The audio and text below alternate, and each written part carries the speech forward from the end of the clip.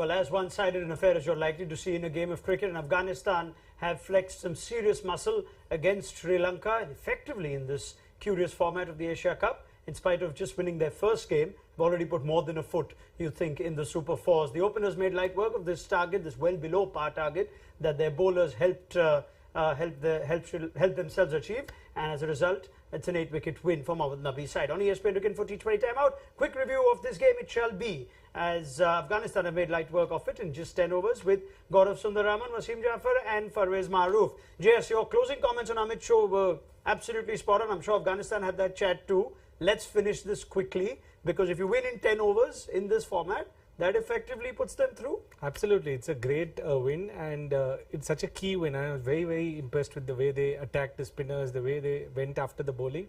They targeted two bowlers, Karunaratne and Tikshana, and they did it extremely well. And it was a very, very impressive performance. Like you rightly said, they've really set a statement and not to be taken lightly. And yeah, the net run rate generally 10 overs in T20 is huge.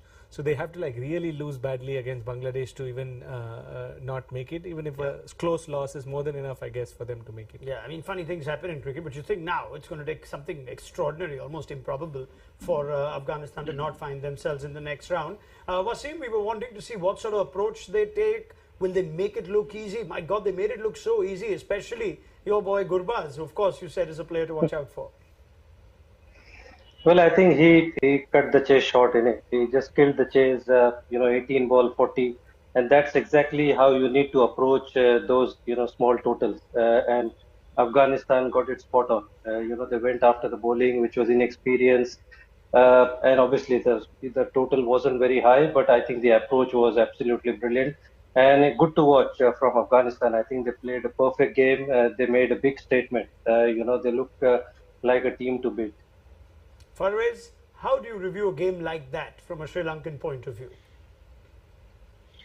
It's very hard to put in words. I think with the way Afghanistan came out, they came out all guns blazing, and I mean it's very unfair to judge the bowlers when you have such a small score.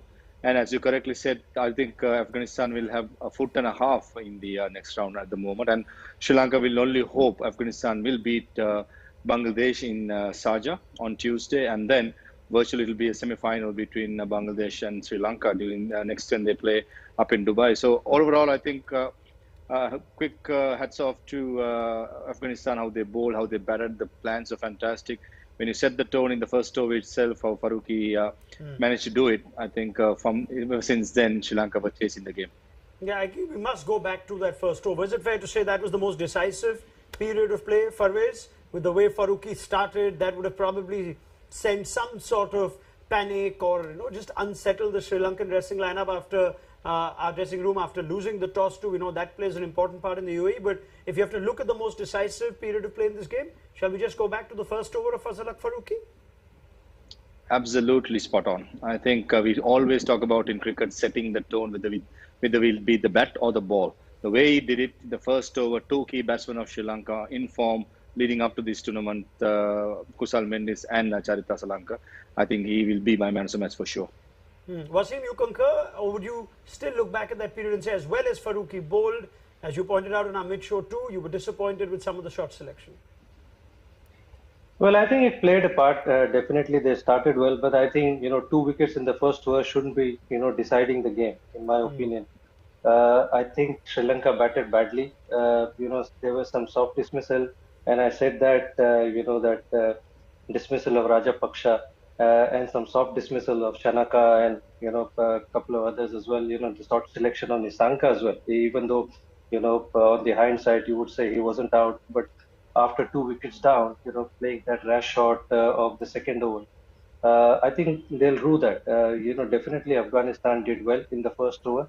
But that should not be the decisive factor. In a 40-over game, you don't lose a game in the first over. All right.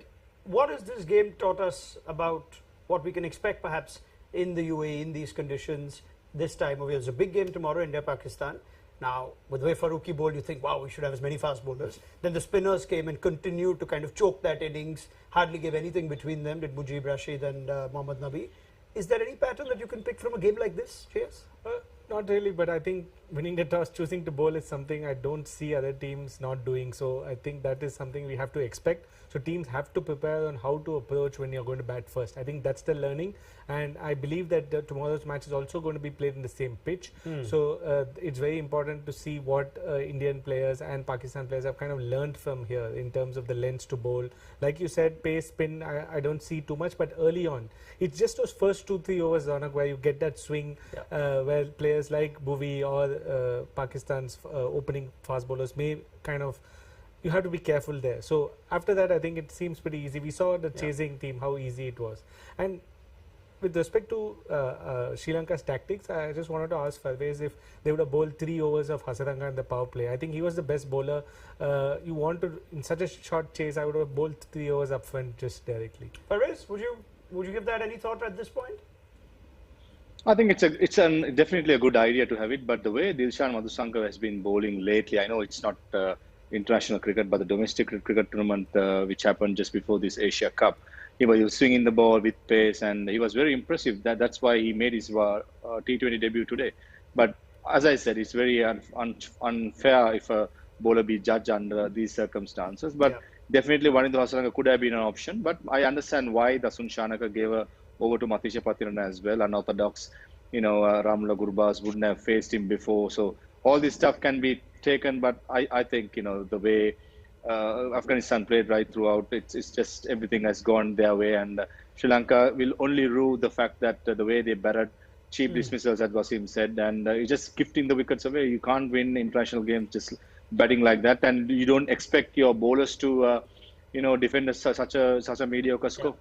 Yeah, that's absolutely fair. At 105, you don't look at the bowling lineup and think what's gone wrong there. 105 all out effectively is the game there.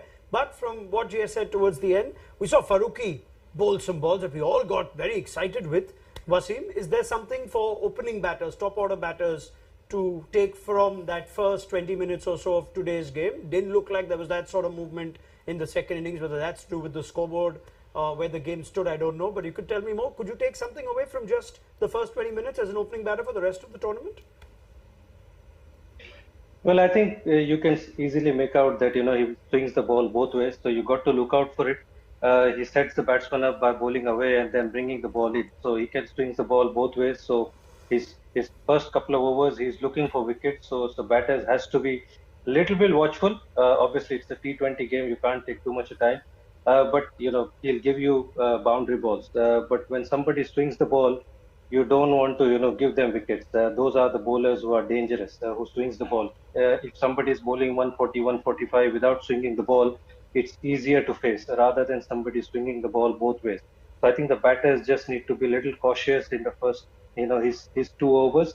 Because even today, Nabi didn't bowl him 3 overs. So very unlikely that even in the tournament ahead, he's going to bowl 3 overs. So his first 2 overs are crucial.